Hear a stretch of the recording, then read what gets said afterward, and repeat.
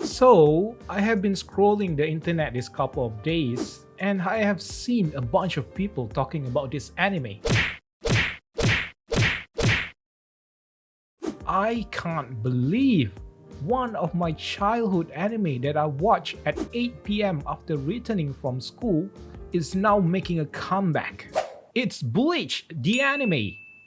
Never in million years would I have thought that an anime that was cancelled during its ending of the manga would get a massive comeback, especially from the fanbase itself.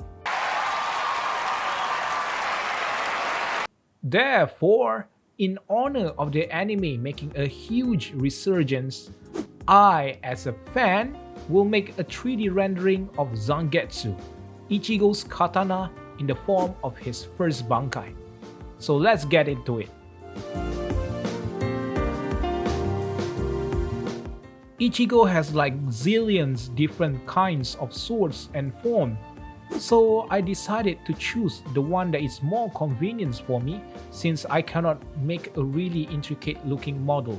Hence, I will choose to make the first Bankai that we see from the Soul Society arc. The reasons? Well, cause it's so damn cool. Then, the next step is for reference gathering. It is a very important step, and this process is about finding the perfect picture with every angle for the purpose of analyzing the silhouettes of the ships. You need to find the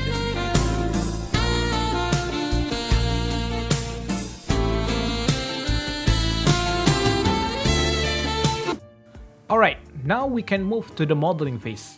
But before that, go check out this amazing artist's artwork. This is where I got most of my inspirations for creating Zangetsu. I think his model is just a beautiful looking 3D artwork. The lighting, the texture, and the model itself are just perfect. So go check it out.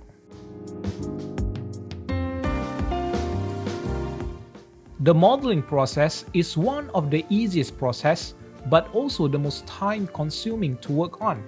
However, it is also one of my favorite process to work on, because it does not require your brain to constantly fueling and operate on maximum alert. Like, I can just do modeling and listen to music at the same time. You divided the katana into 3 different parts: the blade, the handle, and the divider. I don't know what we call it, but I'm just gonna call it a divider. If you break things apart into each sections, the model will be much easier to make. It took me like 3 to 4 hours to model the whole thing. Even a beginner can do it. The only difficult part is bending the sword to match the curvature of the silhouette. For some reasons, the curvature just does not work for me, but I somehow able to do it with other methods. Alright, you got the model. A beautiful yet stunning looking model that you can make in the span of 1 week.